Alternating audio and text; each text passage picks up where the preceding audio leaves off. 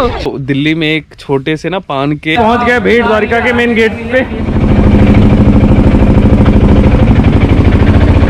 हाँ जी, good morning. आपका एक नए ब्लॉग में फिर से स्वागत है। पहले दिन मैंने आपको बता दिया द्वारिका में दूसरे दिन क्या करना चाहिए, वो सारी जानकारी आपको इस ब्लॉग के थ्रू मिलेगी, जिसमें मैं आपको बताऊंगा कि बेट द्वारिका कैसे जाएं, कैसे मतलब अपना रूट प्लान सबसे पहले कैसे बनाए। तो भैया सबसे पहले कौन से मंदिर जाने वाले हैं? नागेश्वर, उसके बाद गोपी का तालाब, फर्स्ट नागेश्वर, गोपी का तालाब, ऐसे राउंड सर्कल बनता है। देन बेट द्वारिका 12 बजे 1 बजे तक मंदिर बंद हो जाता है। दैट्स रीजन हम सुबह जा रहे हैं। घड़ी में हो चुका है अभी 7:30 और अब पहुंचते हैं सीधा नागेश्वर मंदिर, गोपी का तालाब, उसके बाद जाएंगे बेट द्वारिका। बेट द्वारिका में दर्शन करके हम सीधा आएंगे शिवराजपुर बीच पे। सारी आज आप पूरी लास्ट तक वीडियो देखना, मजा आने वाला है। इंस्टाग्राम पे फॉलो नहीं किया, ऊपर जस्ट ये इंस्टाग्राम हैंडल आ रहा है, तो उसे फॉलो करो, बहुत सारी स्टोरी आपको लगेगी पता।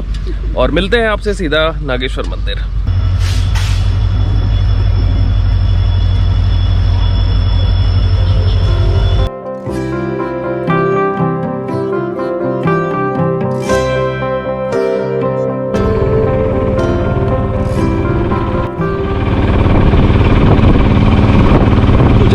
सौराष्ट्र के गाँव से होते हुए, हाँ जी, टिपिकल गाँव से होते हुए हम गोपेश्वर, गोपीनाथ और नागेश्वर, गोपी तालाब की तरफ बढ़ रहे हैं। बहुत ही औसम जगह होने वाली है। पूरी लास्ट तक वीडियो देखना, मज़ा आने वाला है। पूरी लास्ट तक वीडियो देखना। और मैं बार बार जो रिपीट करता हूँ, मज़ा आने वाला है, एक्चुअली आपको है।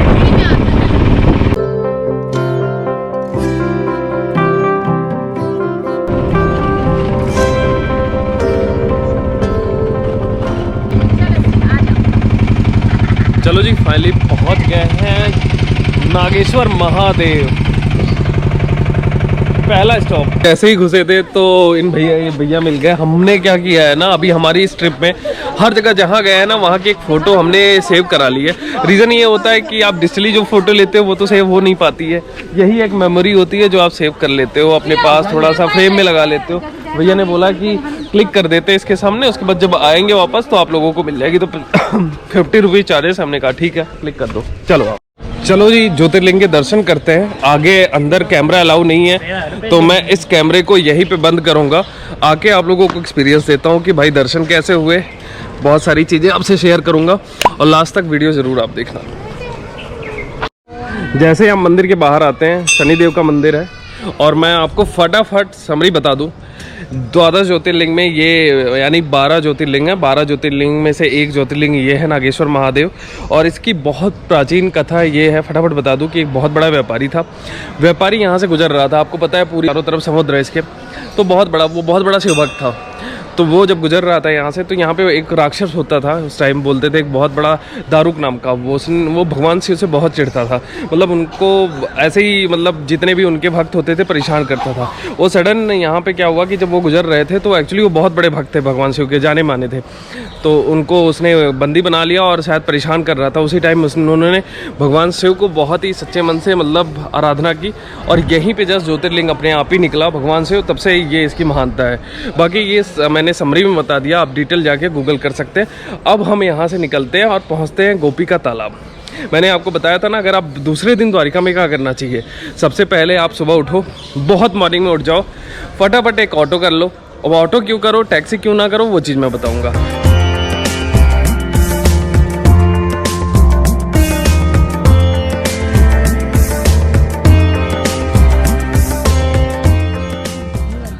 सबसे पहले हम पहुंच चुके हैं गोपी के तालाब पे। अंदर चलते हैं। इसकी एक मान्यता है।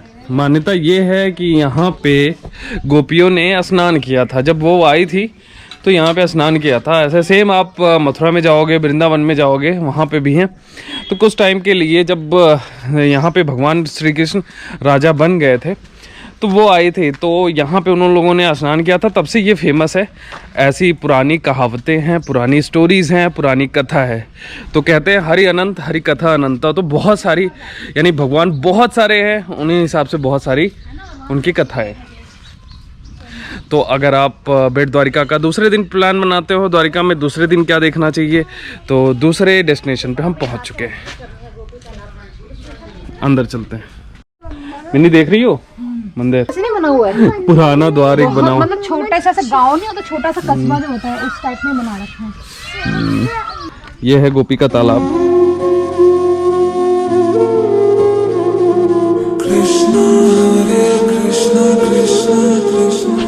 पता है यहाँ पे क्या हुआ था? गोपी तालाब है ये। हाँ। तो गोपियाँ नहाती होंगी। नहीं, जो गोपियाँ ना समा गई थी जब वो बहुत सारी गोपियाँ आई थी भगवान श्री कृष्ण के साथ। अच्छा। तो ऐसी कथा है कि इसी तालाब में आके ना वो लोग समा गए थे। अब मोह की बात हो तो एक मुझे छोटी सी शॉर्ट सी स्टोरी याद आ गई। वो ये है कि जब रसखान आया था, रसखान सब लोगों ने कविता पढ़ी रखी है हम लोगों ने हिंदी में। वो अफगानिस्तान से आया तो दिल्ली में एक छोटे से ना पान के ऐसे ही एक छोटी शॉप थी, तो वहाँ भगवान जी की फोटो लगी थी। तो उसने पूछा ये कौन है, तो नॉर्मल पान वाला था। उसने बोला कि अरे हमारे भगवान जी हैं। तो उसने कहा बड़ी अच्छी फोटो है, तो सुंदर कहेंगे है आपके भगवान हाँ तो। एग्जैक्टली, तो मिलेंगे कहाँ? तो उन्होंने कहा कि चले जाओ यहाँ पे द्वारिका मथुरा में मिल जाएंगे। और उसके बाद रसखान ना सीधा वहाँ पहुँच गया और उसके बाद मतलब भगवान को देख के वो खो गया कि उसे सिर्फ उर्दू आती थी और अफगानिस्तान कहाँ विदेश का, और उसने पूरा काव्य लिख दिया श्री कृष्ण पे। उनकी जो कविताएं हैं आज भी हम हिंदी की किताब में पढ़ते हैं। तो ये होती है भगवान की महिमा।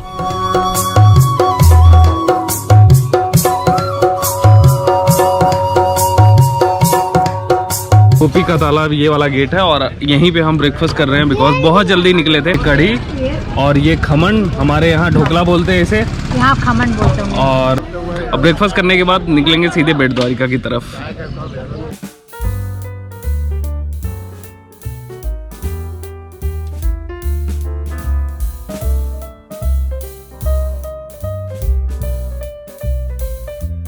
बेट द्वारिका, ये इंग्लिश में बेट द्वारिका बोलते हैं और हिंदी में इसे भेंट द्वारिका बोलते हैं बिकॉज यहाँ पे सुदामा जी कृष्ण से मिले थे। हाँ जी, ये वही जगह है भेंट द्वारिका, एक आइलैंड है जहाँ पे श्री कृष्ण भगवान रहते थे, यानी उनका शासन करने का, जहाँ मैंने आपको पहले दिखाया द्वारिकाधीश का मंदिर है, वो शासन वाली एरिया थे, ऑफिस वाली एरिया, और ये उनके घर की एरिया थी, यानी रहने की एरिया थी। तो अभी फ़िलहाल पहुँच चुके हैं। सामने ये है मेन गेट जहाँ से हमें एक फेरी मिलेगी और वो सीधा लेके जाएगी, एक नाव बोट मिलती है 20 रुपये पर पर्सन, और हमें सीधा 5 किलोमीटर ट्रैवलिंग करने के बाद हमें लेके जाएगी सीधा मिनी बेट द्वारिका। बेट द्वारिका एग्जैक्टली।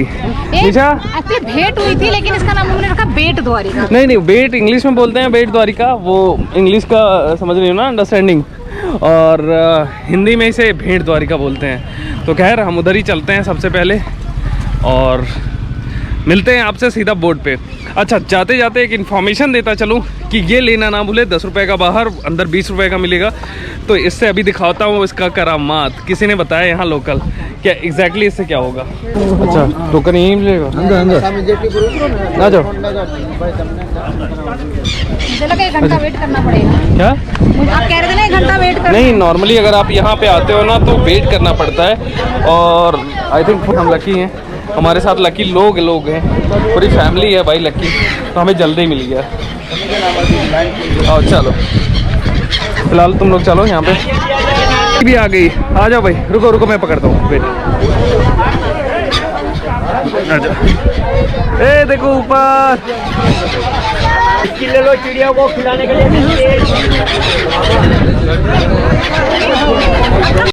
तो जी फाइनली पहुंच गए हैं हम बोट के अंदर, और ये पूरा फिल कर लेते हैं, देन इसके बाद चलते हैं। कुछ टाइम में वो बनने वाला है, वहाँ पे वो पुल बनने वाला है, तो वो डायरेक्ट हो जाएगा इन केस अगर आप आते हो। बाकी आप व्यू देखो, मिलते हैं आपसे सीधा रास्ते में।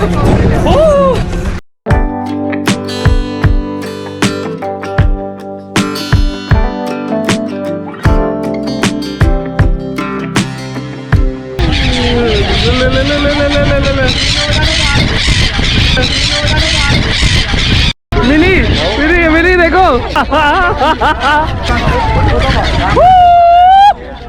आजा अरे यार गिरा दिया। 20 रुपए यहाँ पे टिकट है, 2 सवारी। आप लोग आए,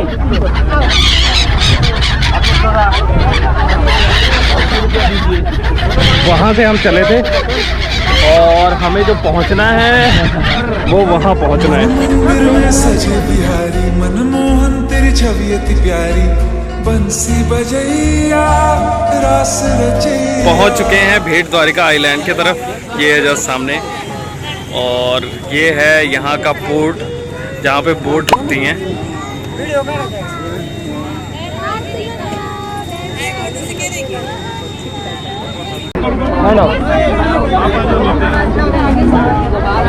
चलो उधर से चले थे इधर आ गए। अब चलते हैं सीधे बेट द्वारिका में दर्शन करने भगवान द्वारिकाधीश के, और सारा आइलैंड दिखा के फिर वापस आते हैं, है ना मज़ेदार।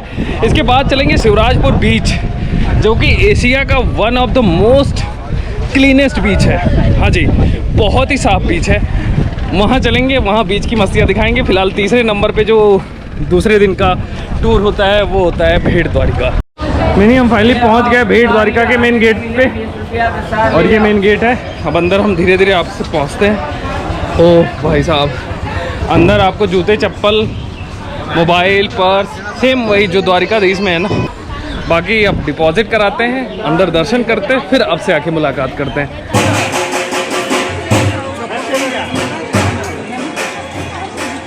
दर्शन हो गए अच्छे तरीके से, थोड़ा सा मेरा चश्मा भी टेढ़ा हो गया है, बट कोई नहीं।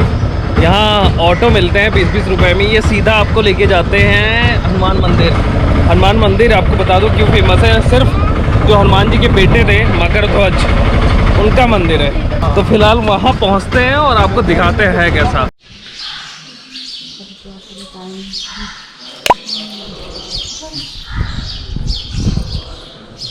जय भगवान। तो जी हम फाइनली आ चुके हैं भगवान हनुमान जी के मंदिर में, और यहाँ की प्राचीन मैं आपको कथा बता दूँ। पंडित जी भी एक कथा बताने वाले हैं, लेकिन मैं उससे पहले संक्षिप्त में एक समराइज्ड आपको बता दूँ। ये है कि यहाँ पे मकर ध्वज और हनुमान जी दोनों जन की एक सिर्फ पूरे भारत में एक ही मंदिर है, वो ये है। और ये द्वारिका से जहाँ हम गए थे दर्शन करने, वहाँ से 5 किलोमीटर दूर पड़ता है। तो अगर आप द्वारिका आते हैं तो इस मंदिर में आना बनता, बिना इसकी यात्रा पूरी नहीं होती है। 12 बजे ये मंदिर बंद होने वाला है और 3 मिनट बाकी और हम यहाँ पहुँच चुके हैं। तो ये अब इसके बारे में स्टोरी मैं बता दूँ। स्टोरी ये है कि हनुमान जी जब राम लक्ष्मण को जब वो पाताल लोक में अहिरावण लेके चला गया था, तो उस टाइम से काफ़ी फाइट हुई थी अपने लड़के से। रीज़न जन्मने का कैसे था कि जब हनुमान जी लंका गए थे, लंका जाते गए जब पूरी आग लगा दी थी, बहुत तेज़ पसीना हुआ था, तो उन्होंने पसीना ऐसे फेंक दिया था, तो जो मकर था उसने ग्रहण कर लिया था, यानी उसके अंदर पेट के चला गया था। तो वो तब से वो मकर ध्वज पैदा हुए, और उसके बाद यही मकर ध्वज उनसे तब मिले जब अहिरावण पाताल लोक में लेके चला। बोलते हैं चंद्रदेव मंदिर। ये जस्ट अगर आप आते हो भेट द्वारिका तो आपकी चौथी लोकेशन रहेगी। पहली जो रहेगी वो नहीं, ये तीसरी रहेगी एग्जैक्टली, भेट द्वारिका की तीसरी, ओवरऑल दूसरे दिन की चौथी। तो पहला आप यहाँ पे भेट द्वारिका आते हो तो पहले भेट द्वारिका, देन मैंने आपको हनुमान जी का मंदिर दिखाया। हनुमान जी के मंदिर के जस्ट बगल में ये सीधा रोड है, यही आती है, और आप पहुँच आते हो चंद्रदेव मंदिर, ये रहा। और यहाँ पे जो मेन खासियत ये है कि यहाँ पे ये जितने लगे हुए ना सब साधुओं के वो हैं, लिखा ना 84 धुनी सिद्धपीठ। तो यहाँ पे एक साथ ही बहुत सारा यज्ञ होता है, और आप देख सकते हो ये इसकी बहुत ज़्यादा परंपरा है।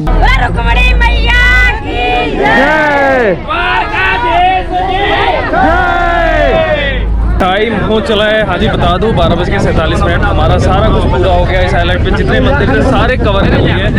अब हम यहाँ से सीधा निकलते हैं उस पार और चलते हैं शिवराजपुर बीच। आपसे मुलाकात करते हैं।